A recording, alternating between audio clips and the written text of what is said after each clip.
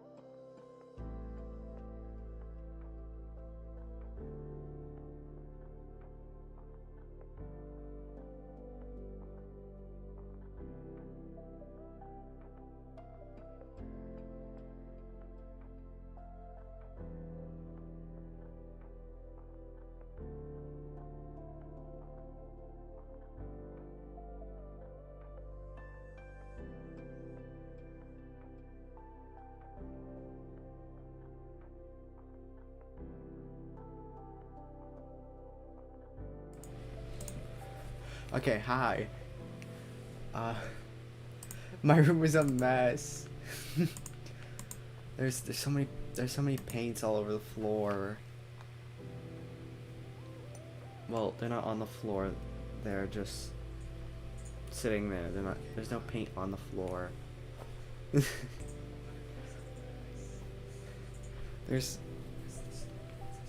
there's a whole pole on the floor, and there's a bunch of cardboard drying, soaked, absolutely soaked in paint. Okay. Oh, you can hear that, I think. Okay, turn that down. Okay. Welcome everyone. Welcome to book club. Here we read books and then we talk about those books. Today we are reading. One second. I don't have the PNG. You ready?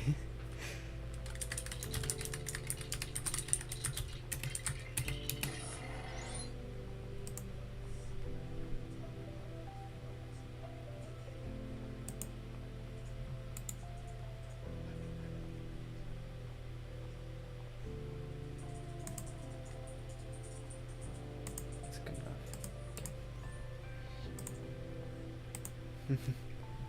Okay.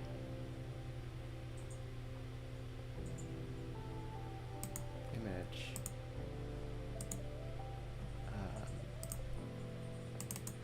We are reading The Metamorphosis by Franz Kafka. I probably butchered that name, but who cares? So, remember everyone? Take out your books. Yes, yes, yes. And get ready to read with me. Okay, I have my... Do you guys have your books ready? I sure do. Okay.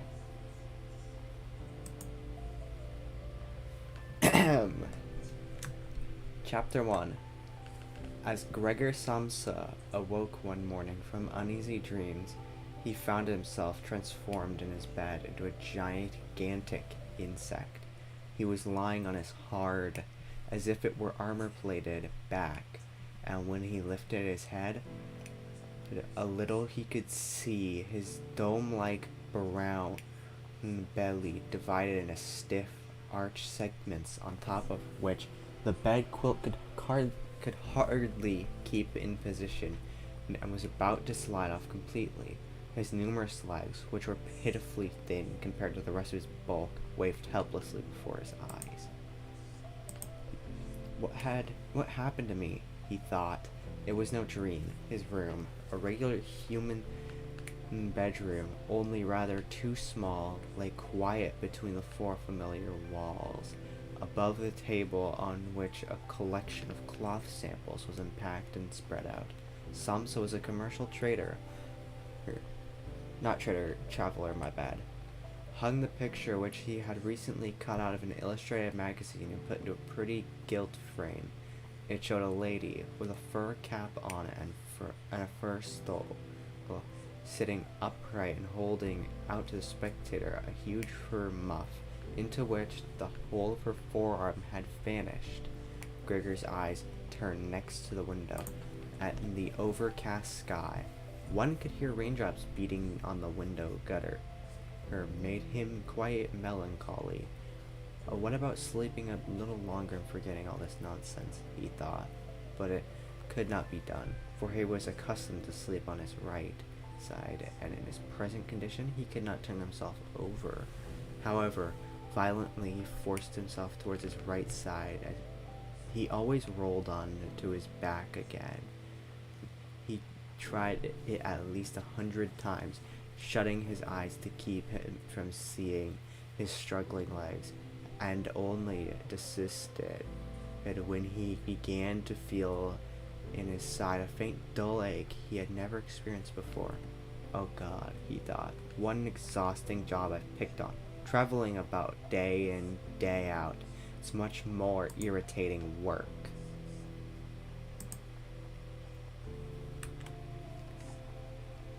Soundly for that. But what was he to do now? Oh. Sorry, I don't have premium. The next train went at 7 o'clock. To catch that, he would need to hurry like mad, and his samples weren't even packed up. And he himself wasn't feeling particularly fresh and active. And even if he did catch the train, he wouldn't avoid a row with the chief, since the firm's porter would have been waiting for the 5 o'clock train and would have long since reported his failure to turn up. The porter was a creature of the chief's, spineless and stupid. Well, supposing he were to say he was sick, but that would be most unpleasant and would look suspicious, since during his 5 years employment he had not been ill once. The chief himself would be sure to come with a sick insurance doctor, would reproach his parents with their son's laziness, and would cut all excuses short by referring to the insurance doctor, who of course regarded all mankind as perfectly healthy malingerers.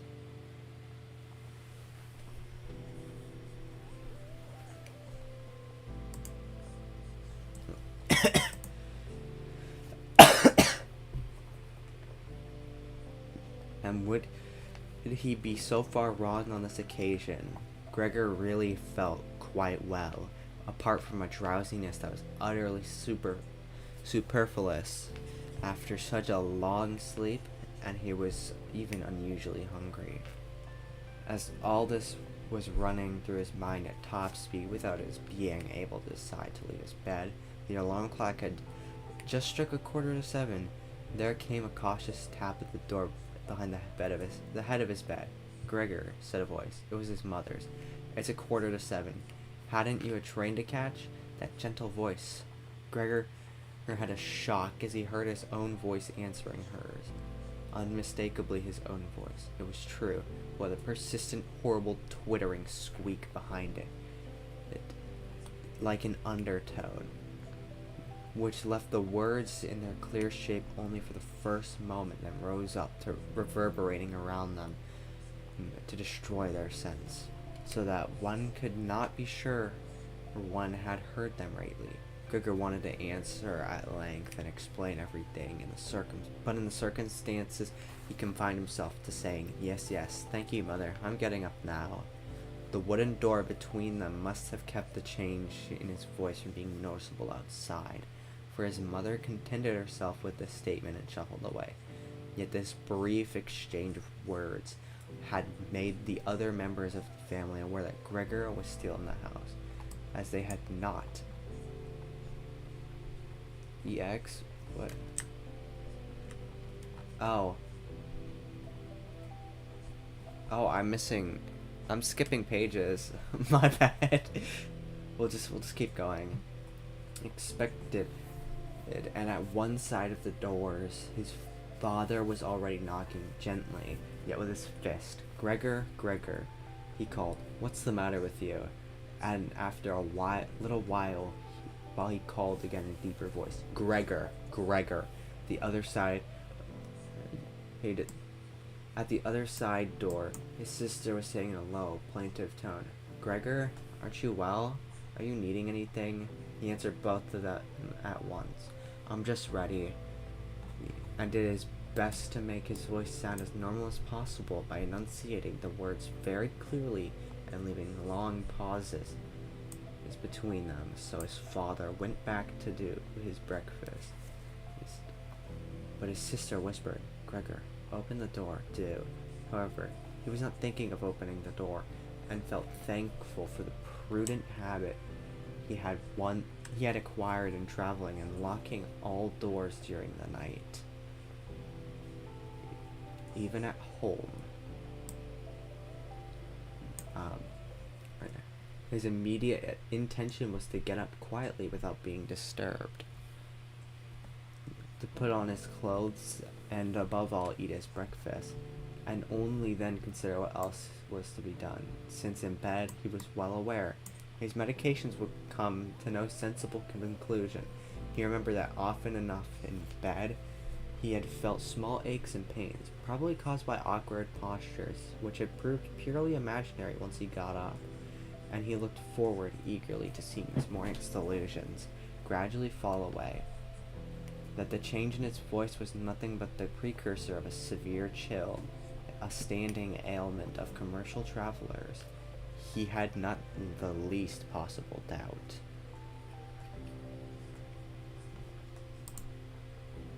Oh, my tracking's messed up. There we go.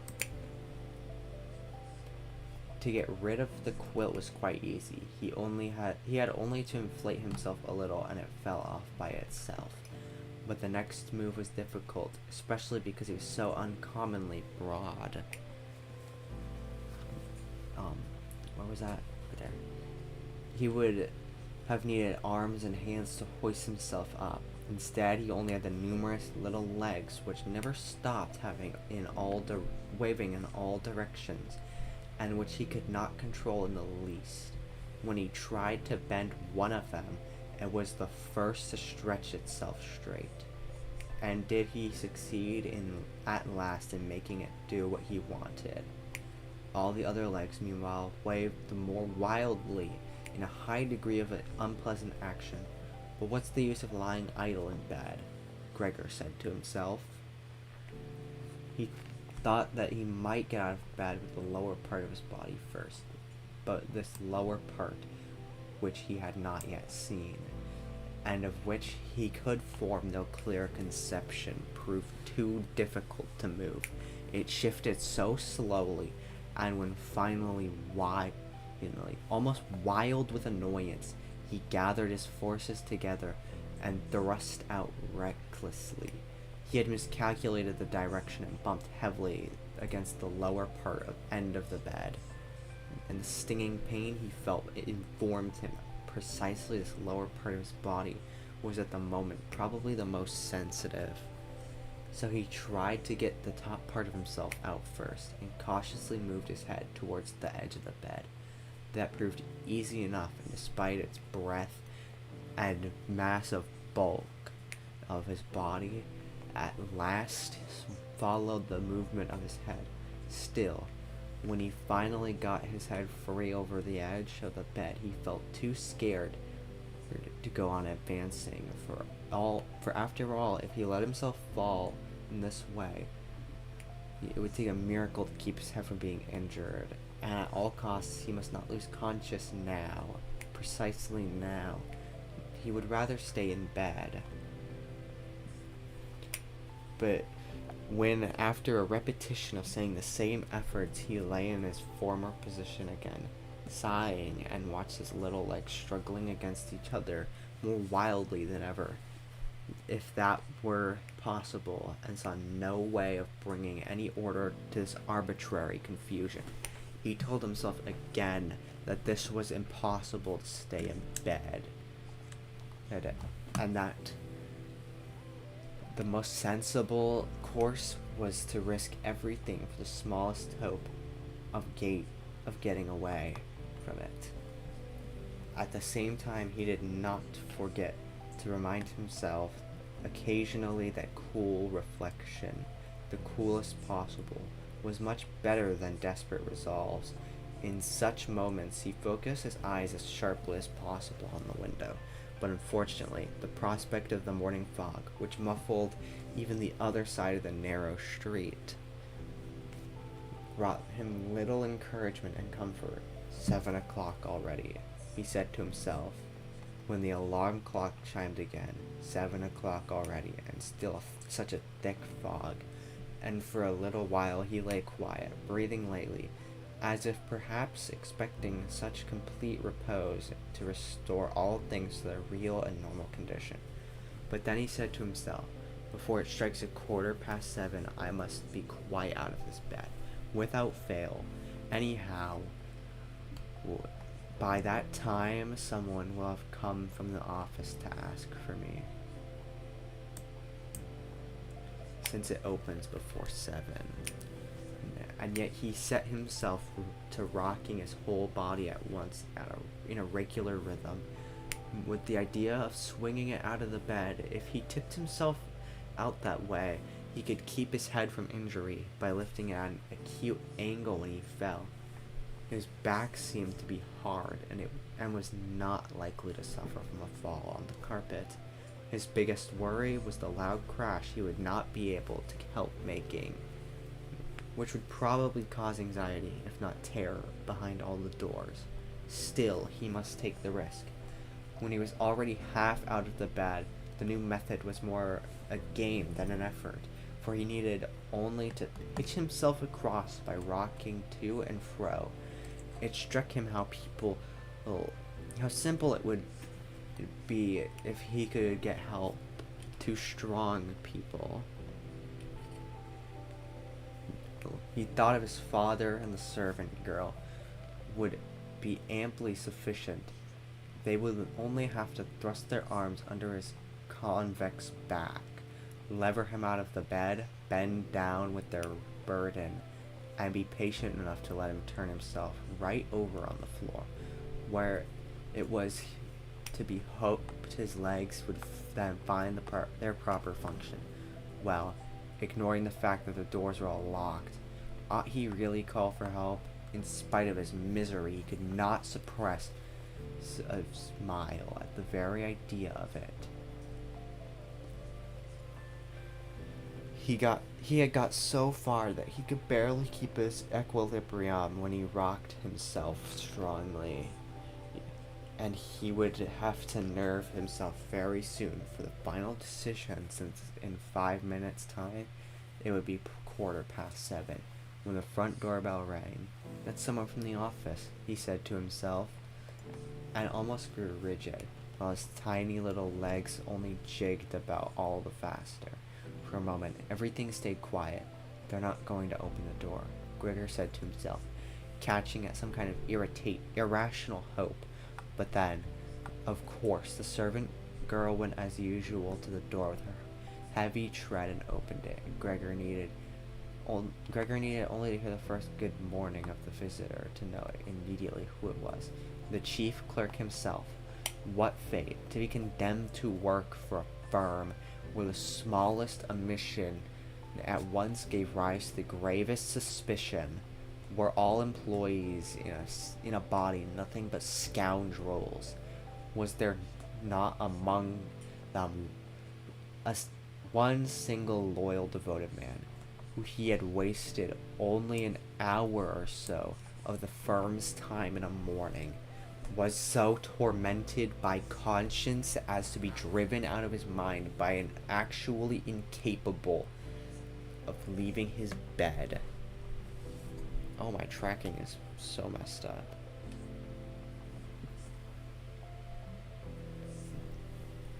Wouldn't it really have been sufficient to send an apprentice to inquire, if any inquiry were necessary at all? Did the chief clerk himself have to come and thus indicate to the entire family, an innocent family, that this suspicious circumstance could be investigated by no one less versed in affairs than himself? One moment.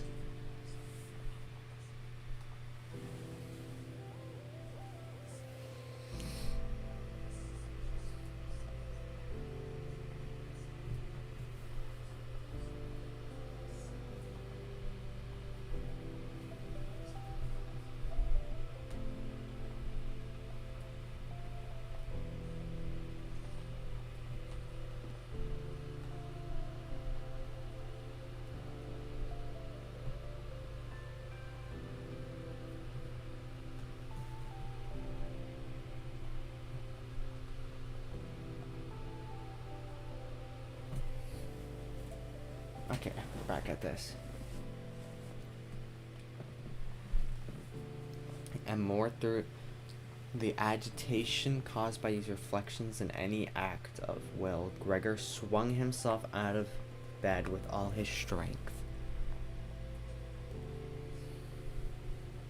How to fix that? There was a loud thump, but it was not really a crash. His fall was broken to some extent by the carpet. His back, too, was less stiff than he thought, and so there was merely a dull thud. Not so very startling, only he had not lifted his head carefully enough and had hit it. He turned and rubbed on the carpet in pain and irritation.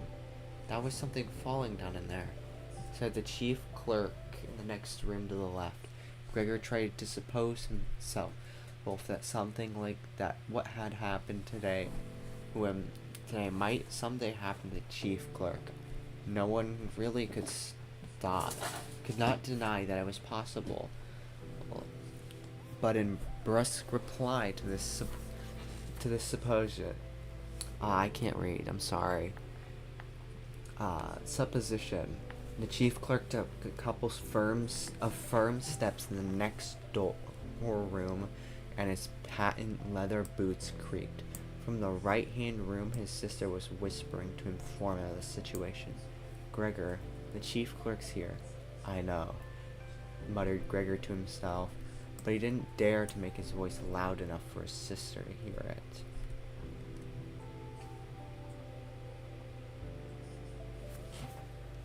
Oh, hello!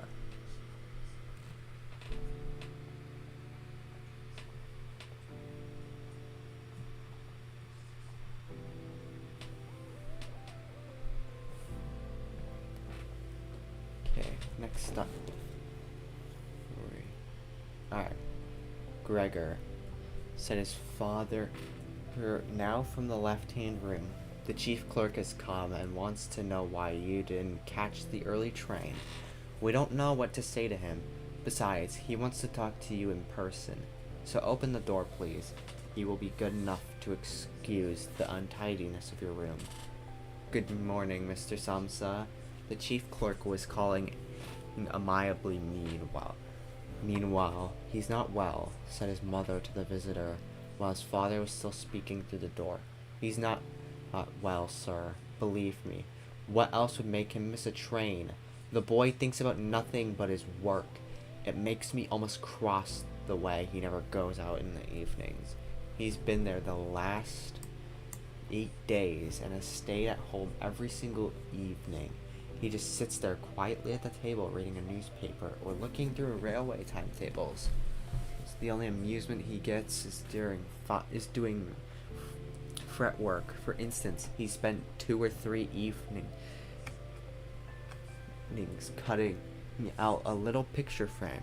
You would be surprised to see how pretty it is. It's hanging in his room. You'll see him in a minute when Gregor opens the door. I must say, I'm glad you've come, sir. We should never have got him to unlock the door by ourselves. He's so obstinate, and I'm sure he's unwell. Though he wouldn't have it to be this morning.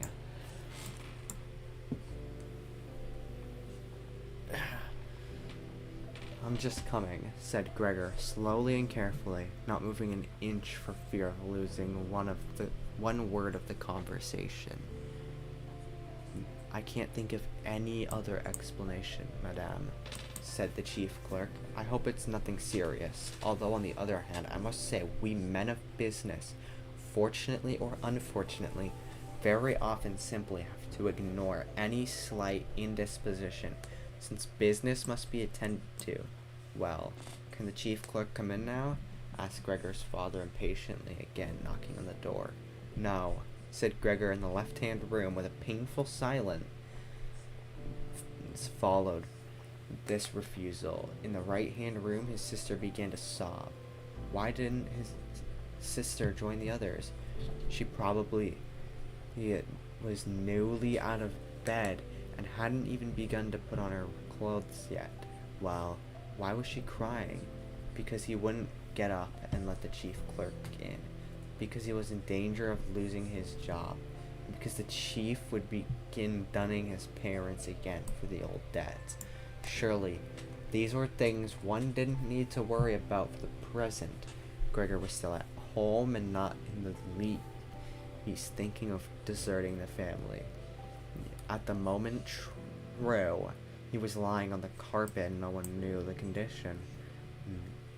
But for such a small discourtesy, which could plausibly be explained away, but somehow later on, Gregor could hardly be dismissed on the spot, and it seemed to Gregor that it would be much more sensible to leave him in peace for the present than to trouble him with tears and entrees. Still, of course, their uncertainty, I can't say that word, bewildered them and excused their behavior. Mr. Samsa, the chief clerk, called now in a louder voice. What's the matter with you? Here you are, barricading yourself in your room, giving only yes and no for answers, causing your parents a lot of unnecessary trouble and neglecting. I mention this only in passing, neglecting your business duties in an incredible fashion. I am speaking here in the name of your parents and of your chief, and I beg you, quite seriously, to give me an immediate and precise explanation. You amuse me. You amaze me. I thought you were a quiet, dependable person, and now all at once you seem bent on making a disgraceful exhibition of yourself. The chief did hint to me early this morning a possible explanation for your disappearance, with reference to cash payments that were entrusted to you recently. But I almost pledged my solemn word of honor that this could not be so. But now I see how incredibly obstinate you are. I no longer have the slightest desire to take your part at all, and your position in the firm is not so unassailable.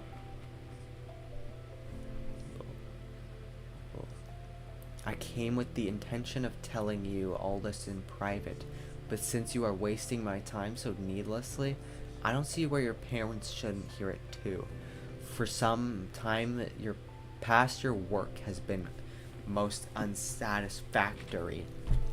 This is not the season of the year for a business boom, of course, we admit that, but a season of the year for doing no business at all, that does not exist, Mr. Samsa. Must not exist. Damn. It's getting kind of good. I don't know, I didn't read this sooner.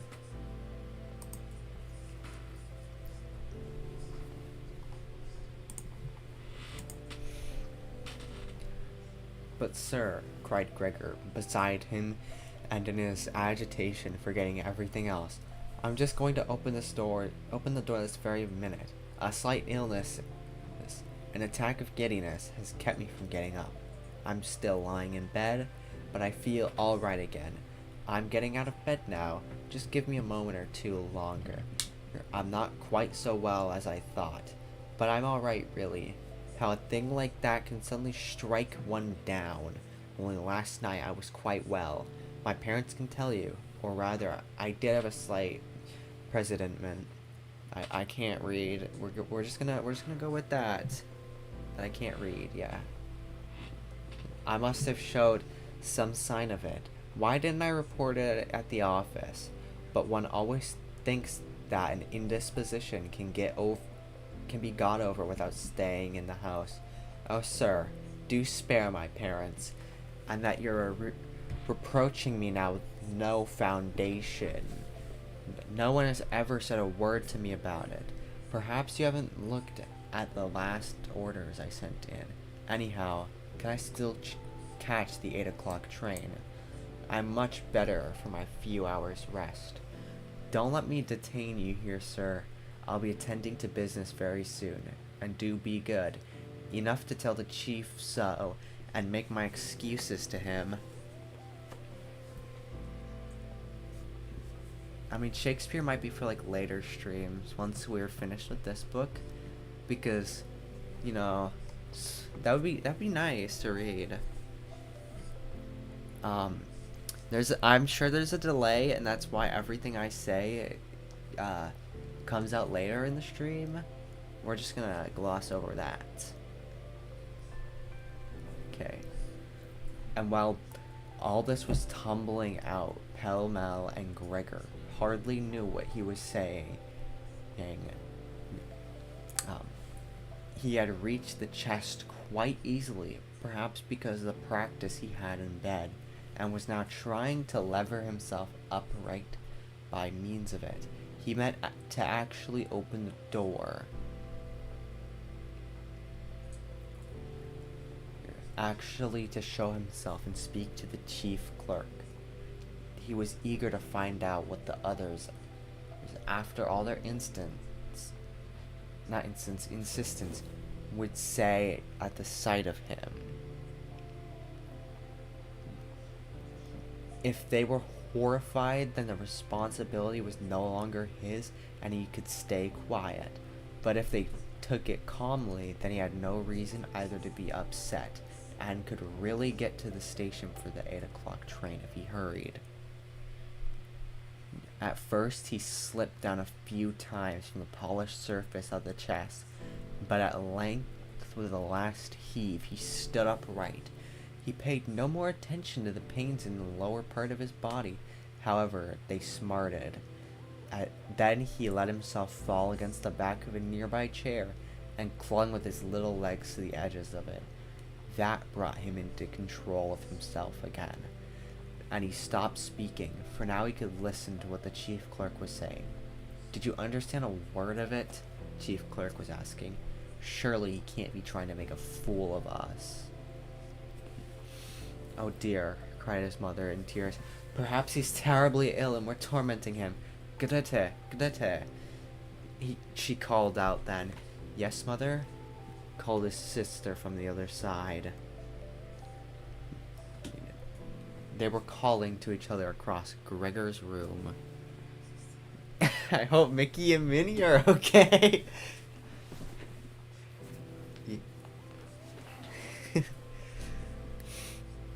You must go this minute for the doctor. Gregor is ill. Go for the doctor quick. Did you hear how he was speaking? That was no human voice, said the chief clerk, in a noticeably low beside the shrillness of the mother's. "Anna! Anna!" His father was calling through the hall to the kitchen, clapping his hands.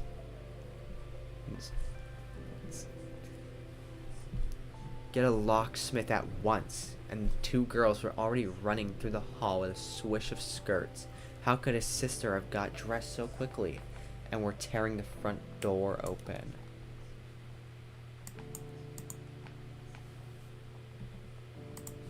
There was no sound of its closing again. They had evidently left it open, as one does in houses where some great misfortune has happened. But Gregor was now much calmer. The words he uttered.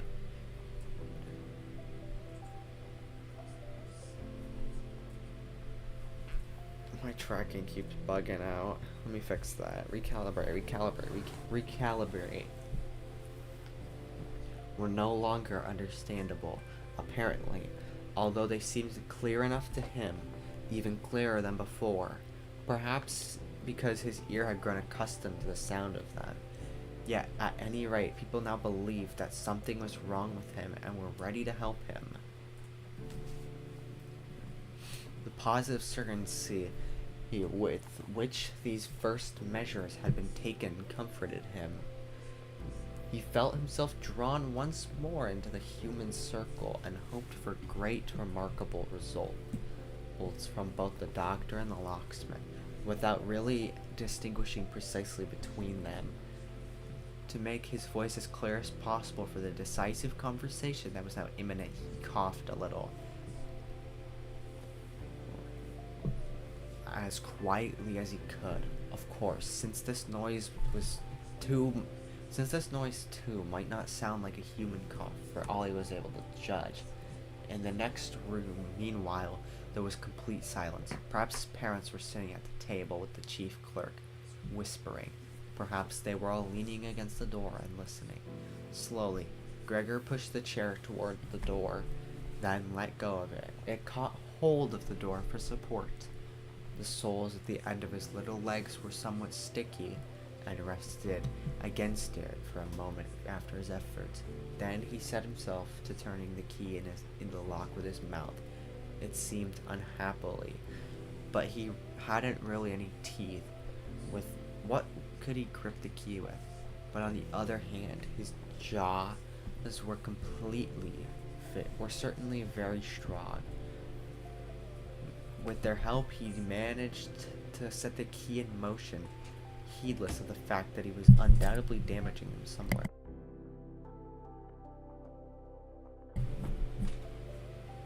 Since a brown fluid issued from his mouth, flowed and over the key, and dripped onto the floor.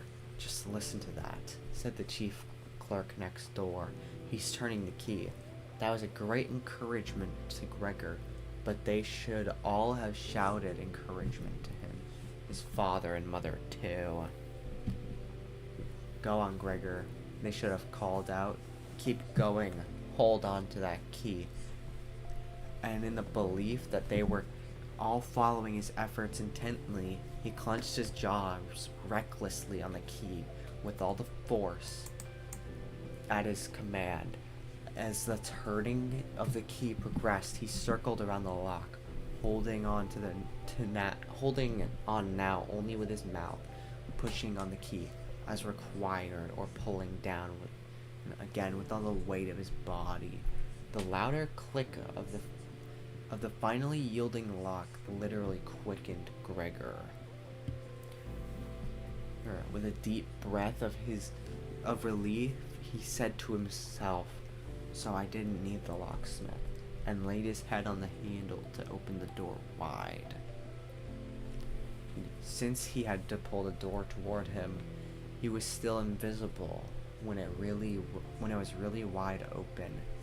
He had to edge himself slowly around the near half of the double door, and to do it very carefully, if he was not to fall plump upon his back just on the threshold. He was still carrying out this difficult maneuver with no time to observe anything else, when he heard the chief clerk utter aloud, "Oh!" It sounded like a gust of wind, and now he could see the man standing as if he was nearest to the door, clapping one hand before his open mouth, and slowly backing away as if driven by some invisible steady pressure. His mother, in spite of the chief clerk's being there, her hair was still undone and sticking up in all directions, first clasped her hands and looked at her father. Her father, my bad. Then took 2 steps toward Gregor and fell on the floor among her outspread skirts, her face quite hidden on her breast. His father nodded his fist with a fierce expression on his face, as if he meant to knock Gregor back into his room, then looked uncertainly around the living room, covered his eyes with his hands, and wept till his great chest heaved. Gregor did not go now into the living room, but leaned against the inside of the firmly shut wing of the door. Hold on, I need water. I'm dying of thirst.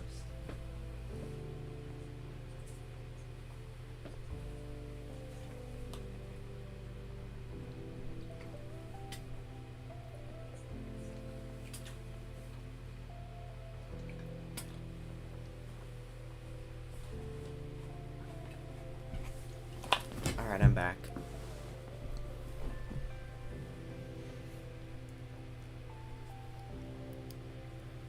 But leaned against the inside of the firmly shut wing of the door, so that only half his body was visible and his head above it bending sideways to look at the others. The light had meanwhile strengthened. On the other side of the street, one could clearly see a section of the endlessly long, dark gray building opposite. It was a hospital, abruptly punctuated by its row of regular windows. The rain was still falling, but only the large singed discernible and literally singly splashing drops. The breakfast dishes were set out on the table lavishly, for breakfast was the most important meal of the day to Gregor's father, who lingered it out for hours over various newspapers. Right opposite Gregor on the wall hung a photograph of himself in military service, as a lieutenant, hand on sword, a carefree smile on his face, inviting one to respect his uniform and military bearing.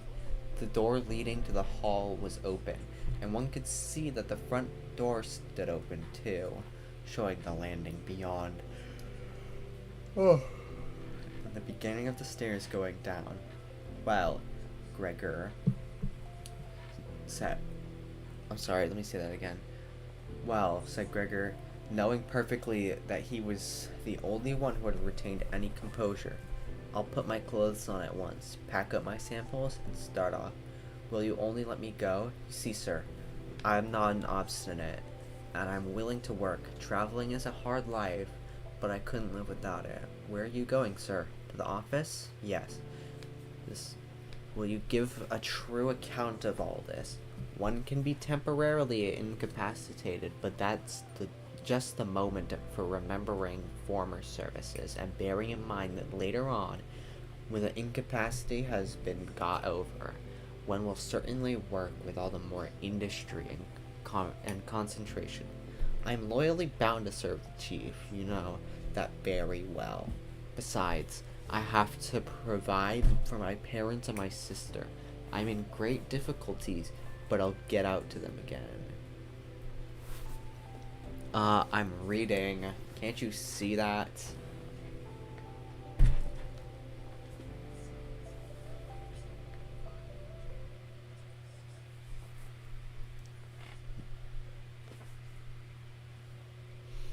Don't make things any worse for me than they are.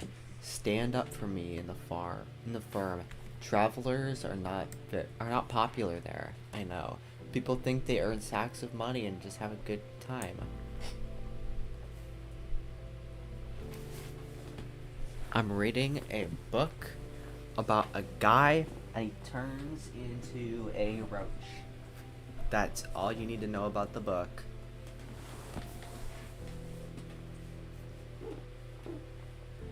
A prejudice. There's no particular reason for revisiting, but you, sir, have a more comprehensive view of affairs than the rest of staff. Yes.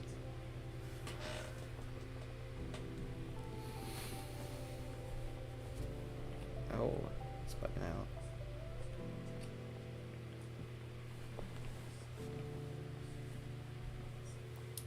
Let me tell you in confidence. Oh, my device is about to die. Yeah, it's all painted. It just has to be hot glued together.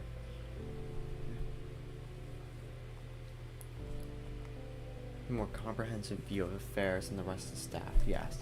Let me tell you in confidence, a more comprehensive view than the chief himself, who being the owner, lets his judgment easily be swayed against one of his employees, and you know that very well, that the traveler who is never seen in the office almost the whole year round can so easily fall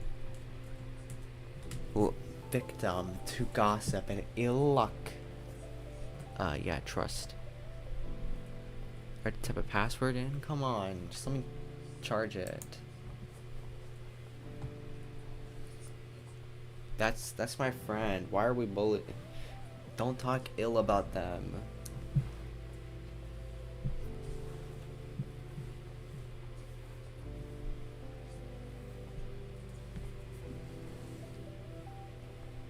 You spelled there wrong, by the way. I'm sorry, but you spelled it wrong. Let me tell you in confidence, a more comprehensive view than the chief himself, who, being the owner, lets his judgment easily be swayed against one of his employees. And you know that very well, that the traveler who is never seen in the office almost the whole year. Oh, we already read this part. And ill luck and unfounded complaints, which he mostly knows nothing about, except when he comes back exhausted from his rounds. And only then suffers in person from their evil consequences, which he can no longer trace back to original causes.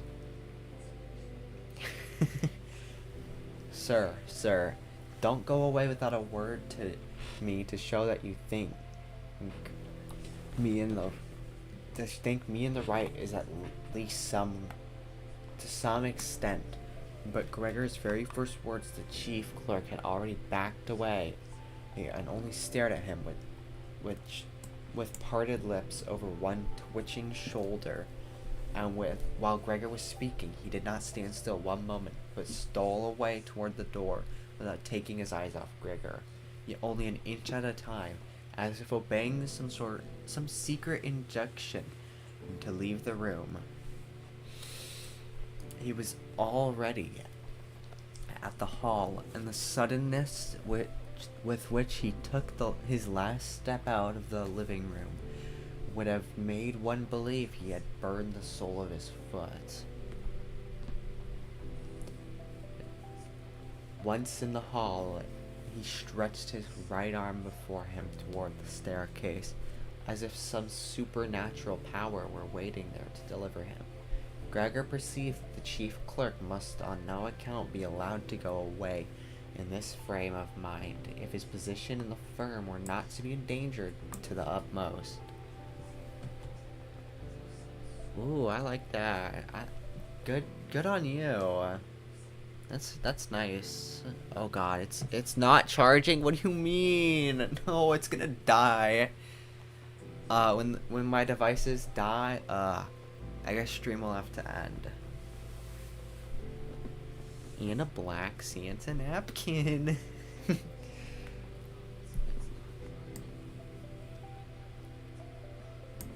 His parents did not understand this so well. They had convinced themselves in the course of years that Gregor was settled for life in this firm. And besides, they were so preoccupied with their immediate troubles that all foresight had been forsaken to them. Oh my god. We love that game on Roblox, you know? Forsaken. Yet Gregor had this foresight. The chief clerk must be detained, soothed, persuaded, and finally won over. The whole future of Gregor and his family depended on it. If only his sister had been there. She was intelligent. She had begun to cry while Gregor was lying quietly on his back, and no doubt the chief clerk, so partial to ladies, would have been guided by her. She would have shut the door on the flat, and in the hall talked him out of his horror. But she was not there, and Gregor would have to handle the situation himself. What's it at? Just so we know. It just says not charging. It doesn't give us a amount of... It doesn't give us a percentage, so I guess we won't know. Just unplug that then. It's not going to charge. Oh, exactly 10.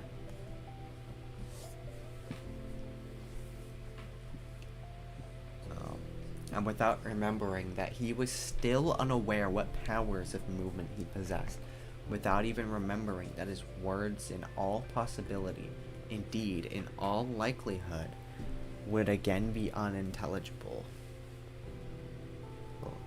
He let go of the wing of the door, pushed himself through the openings, started to walk toward the chief clerk, who was already ridiculously clinging with both hands to the railing of the landing. We can't do a 24-hour stream. I have things to do tomorrow. I have things to attend.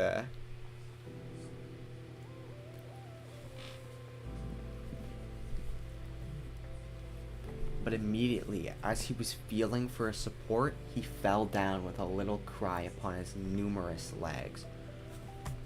Hardly was he down when he experienced for the first time this morning that a sense of physical comfort hurt. His legs had firm ground under them. They were completely obedient, as he noted with joy, they even strove to carry him forward in whatever direction he chose, and he was inclined to believe that a final relief from all his sufferings was at hand. Hold up, I gotta set up a setting real quick. It's not in here. Right there. Okay.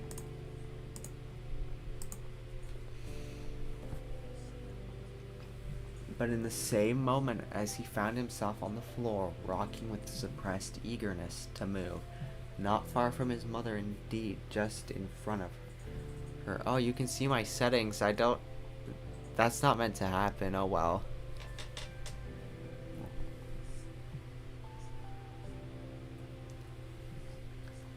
Where were we? Not far from his mother, indeed. He'd just in front of her, she, who had seemed so completely crushed, sprang all at once to her feet. Her arms and fingers outspread, cried, "Help! For God's sake, help!" Bent her head down as if to see Gregor better, yet on the contrary kept backing senselessly away. Had quite forgotten that the lighted table stood behind her, sat upon it hastily as if absence of mind when she bumped into it, and seemed altogether unaware that the big coffee pot beside her was upset and pouring coffee in a flood over the carpet. "Mother, mother," said Gregor in a low voice that looked up at her. The chief clerk, for the moment, had quite slipped from his mind. Instead, he could not resist snapping his jaws together at the sight of the streaming coffee that made his mother scream again. She fled from the table and fell into the arms of his father, who hastened to catch her. But Gregor had now no time to spare for his parents. The chief clerk was already on the stairs, with his chin on the banisters. He was taking one last backward look. Gregor made a spring to be as sure as possible of overtaking him. The chief clerk must have divined his intention, for he leaped down several steps and vanished. He was still yelling, "Ugh!" and it echoed through the whole staircase. Unfortunately, was that? Where were we?